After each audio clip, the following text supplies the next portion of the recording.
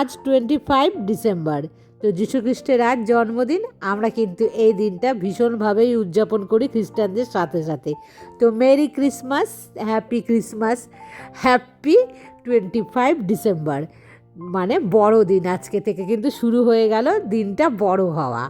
তো প্রচণ্ড কনকনে শীতের 1 কাপ গরম গরম চা নিয়ে তোমাদের সামনে হাজির হয়ে গেলাম আজকের আরেকটি নতুন ব্লগে। আশা করছি বন্ধুরা তোমরা সবাই খুব ভালো আছো, আর আমিও বেশ ভালোই আছি। আজকের দিনে তোমরা বাড়িতে কে কে কেক বানাও আর কিনে কে কে আনো বন্ধুরা, তোমরা কিন্তু আমাকে জানাতে পারো। আর আমি আজকের দিনে কিন্তু একটা হলেও কেক বানানোর চেষ্টা করি, মানে মেয়ে থাকলে। আর মেয়ে এতদিন ধরে কিন্তু আছে আমার কাছে, 25 ডিসেম্বর আগের বারও ছিল, আর তার আগের বার থেকে তো মেয়ে আমার কাছেই থাকতো।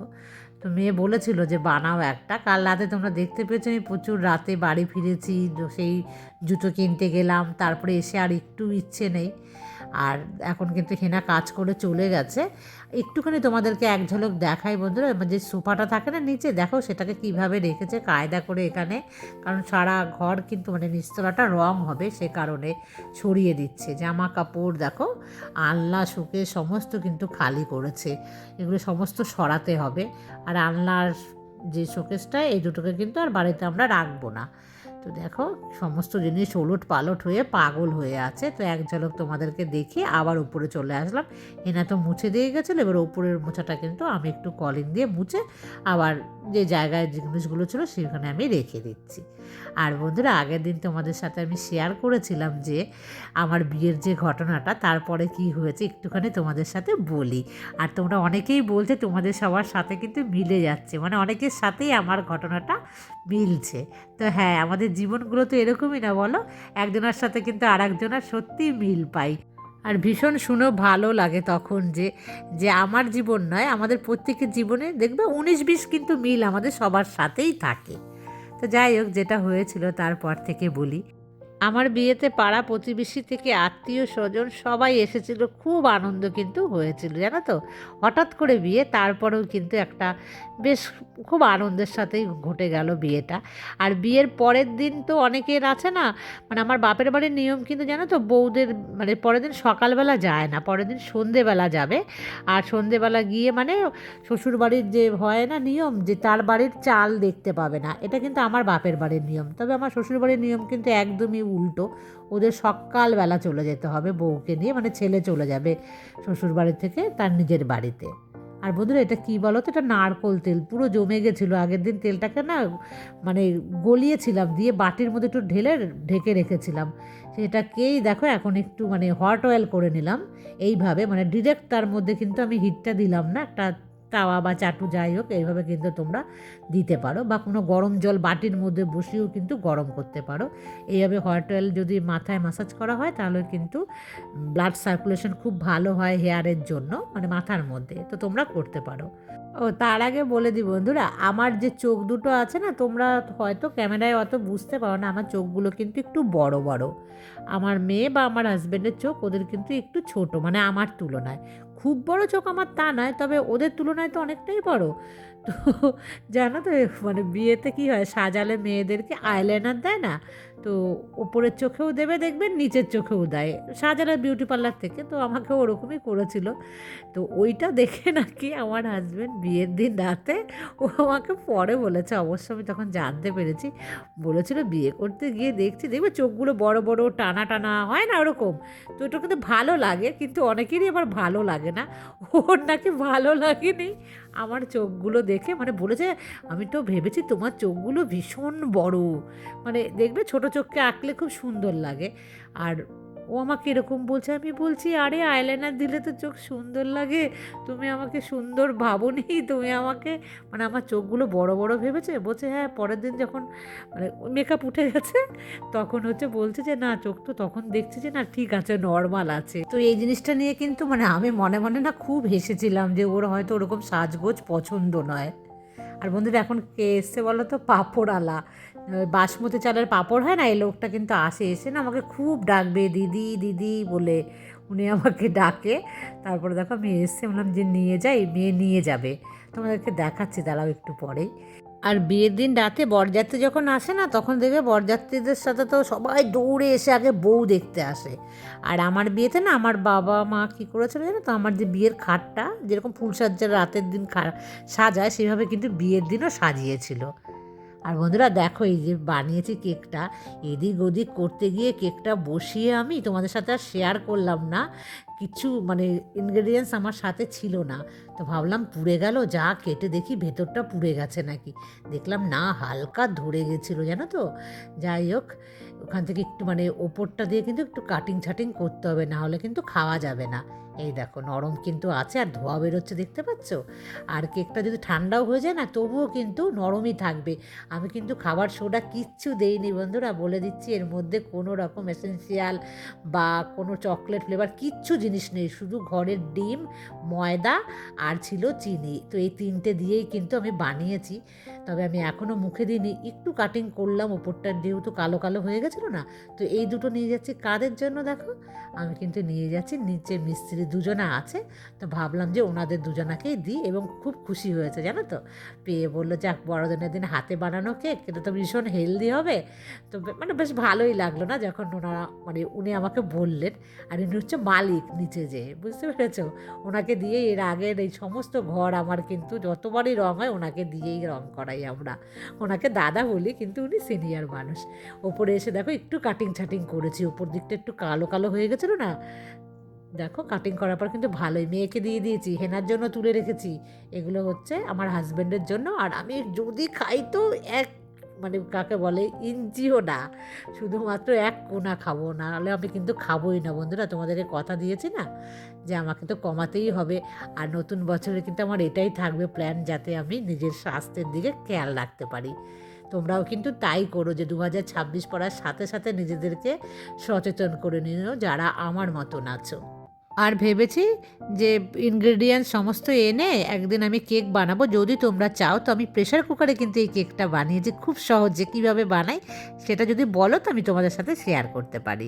আর যখন বরযাত্রী এসে ঢুকলো, তখন সবাই দৌড়ে এসে আমাকে বলছে বৌদি বৌদি, আর বৌদিকে দেখবো, কি লজ্জা লাগছে বলো, মুহূর্তের মধ্যে সম্পর্কগুলো কেমন বদলে যায়। তখনও বিয়ে হয়ও নি, অথচ শ্বশুরবাড়ির সবাই এসে বলছে, কেমন একটা আলাদা অনুভূতি হয় না বন্ধুরা। আর এই দেখো কারা এসছে, চেনো কে কে বন্ধুরা? যারা পুরনো তারা হয়তো জানো, আর অনেক বন্ধুরা আমার মানে আমার চ্যানেলের সাথে অ্যাড হয়েছে, তারা জানো না। তো তাদেরকে বলি, আমার একমাত্র যা মানে আমার হাজব্যান্ডরা দু ভাই, এ হচ্ছে বড় আর আমি হচ্ছে ছোট। তো আমার হচ্ছে মেয়ে আর এর হচ্ছে ছেলে, তার মানে আমাদের দুই ঘরে ছেলে মেয়ে দুটোই আছে, মানে একটা একটা করে। তো দাদাভাইও এসছে, ওই দেখো বসে আছে। আর আমরা তো খাইনি, এখন 2:30 পৌনে 3 এরকম বাজে। আর ওরা জানো তো কোথায় এসছে, ওরা কিন্তু চার্চ দেখতে এসছে কৃষ্ণনগরে। হঠাৎ আমাদের ফোন করেছে, দিয়ে ওরা এখানে আমাদের রেস্টুরেন্ট আছে, মানে আমাদের এখানে যে বিশাল বড় মাদারসাট, ওখানে নাকি ওরা খাওয়া দাওয়া করেছে, তো ওখান থেকে ফোন করেছে যে যাচ্ছি। আমি বললাম আগে বললে তো রান্না করতাম আমি দুপুরবেলাতে। তখন বললো না ওখানেই খাবো বলে তোমাকে আর ফোন করিনি। তো আমি বললাম ঠিক আছে বসো, রাতে রান্না হবে, খাবে মানে থাকবে তোমরা। তো বলছে না কিছুতেই থাকা যাবে না, হঠাৎ করে এসছি, প্ল্যান নেই। তো আমি কিন্তু অনেকক্ষণ গল্প টল্প করার পর এবার চলে এসেছি চা বানাতে। আর আমাদের এখানে কৃষ্ণনগর চার্চটা না বেশ সুন্দর বন্ধুরা, যারা যারা দেখেছো বা জানো তারা তো জানোই।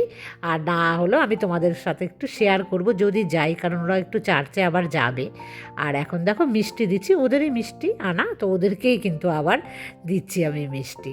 আর বিয়ের আসরে যখন মেয়েকে নিয়ে যায় না, শুভদৃষ্টি হয় না, তার আগে একটা আমাদের রিচুয়াল আছে যে বরকে না পুরো ঢেকে দেবে, একটা ধুতি দিয়ে ঢেকে দেয়, যেন বর মুখটা না দেখতে পায়। আর বউ কী করবে তখন জানো তো, ওই যে তেল নিয়ে বরের পায়ে মাখবে, তারপরে হচ্ছে তার পেছনে ঘুরবে, ফুল দিয়ে পুজো করবে, এরকম আছে অনেকেরই, হয়তো আছে তোমাদের।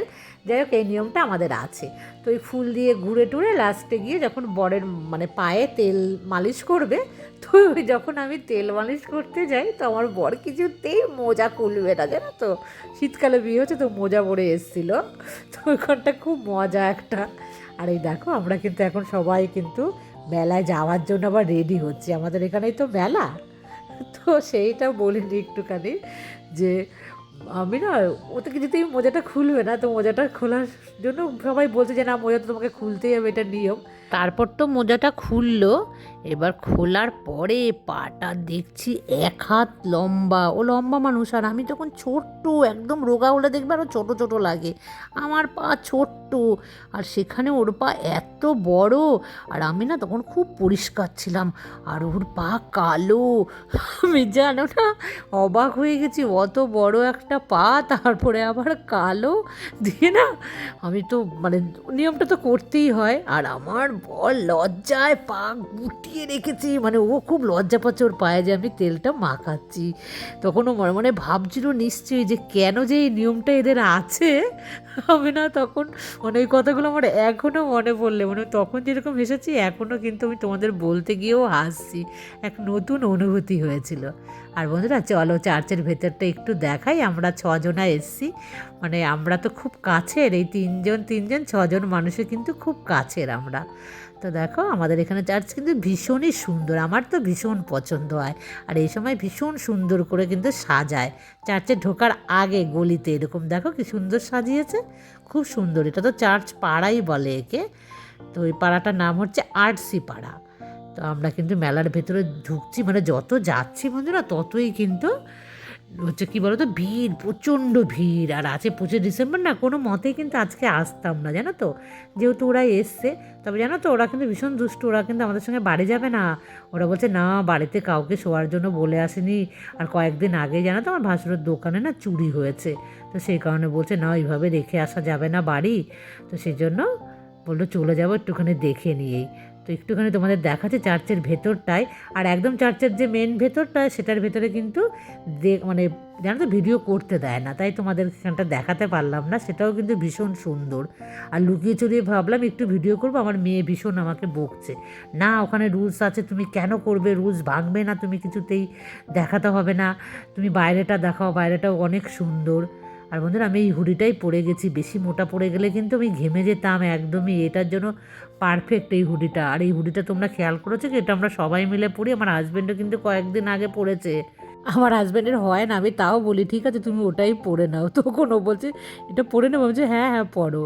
আর এই কেকটা যে এনেছিলাম মনেই তো ছিল না, দেখো নাহলে সকাল থেকে এটা কাটা হয়ে যেত কখন, আমার ওই কেকটা পেয়ে না আমরা সবাই ভুলে গেছিলাম, এটাকে একটু ঢুকিয়ে রেখেছিলাম জানো তো, প্যাকেটটা শুদ্ধ ফ্রিজের ভেতরে, সেই কারণে খেয়াল ছিল না, রাতেরবেলা এসে ঠিক মনে পড়েছে। আর বন্ধুরা আমরাও ভেবেছিলাম জানো তো মাদারসাটে যাবো রাতেরবেলা, কিন্তু ওই চার্চ থেকে আসার পর না একটু এনার্জি পাচ্ছিলাম না, তো সেই জন্য কিন্তু আর গেলাম না, ভালো লাগলো না। তো মেয়ে বললো যে দেখি যদি অর্ডার দিয়ে কিছু খাওয়া যায়, ওর বাবাই আসলে বলছিল যে যা মানে যখন যেতে পারলি না তাহলে কিছু অর্ডার দিয়ে দে, তাহলে তুই কিছু খাবি তো। আর এই দেখো বন্ধুরা আমি এইটুখানি এখন খাচ্ছি এই কেনা কেকটা থেকে, আর আগেও খেয়েছি, মানে আমি যে বানিয়েছিলাম ঠিক ওইটুখানি। আর এই দেখো রাতের খাবার অর্ডার দিয়ে দিয়েছে, কী এনেছে বন্ধুরা দেখো, আমি কিন্তু খাবো না, ওরা দুজনার মানে ওদের খাবার। আর তোমরা তো জানো আমি ভাত খেতে ভালোবাসি, আর ভাতই খাবো, তবে ভাত খাওয়া আমার মনে হয় এগুলোর থেকে হেলদি হবে। তবে বন্ধুরা আমার হাজব্যান্ডকে যে কালো তোমরা দেখতে পাও না, ও কিন্তু এত কালো না জানো তো, ওই যে থাকে না এক এক জায়গায় ডিউটিতে এক এক রকম।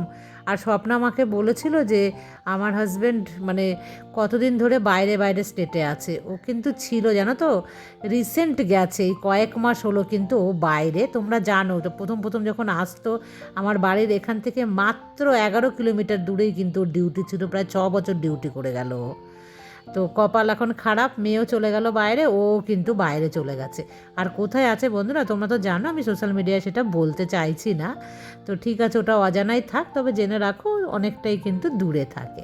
তোমরা যারা যারা আমাদের ইয়াং বয়সের ফটো দেখতে চাও, আমার বিয়ের কিছু ফটো দেখতে চাও, তাহলে কিন্তু আমার একটা ব্লগ আছে 22 বছর আগে কেমন ছিল আমার ভালোবাসার গল্প, সেখানে মানে গেলেই কিন্তু দেখতে পাবে। আর বন্ধুরা আমার বিয়ের যে পরের গল্পগুলো তোমাদের সাথে আমি ডিটেলসে বলছি বলে একটু টাইম লাগছে, তো আস্তে আস্তে কিন্তু আমি সবটাই তোমাদের সাথে শেয়ার করব। তো তোমরা আমার নেক্সট ব্লগের জন্য অপেক্ষা করো, আর ততক্ষণ তোমরা সবাই খুব ভালো থেকো। Good night.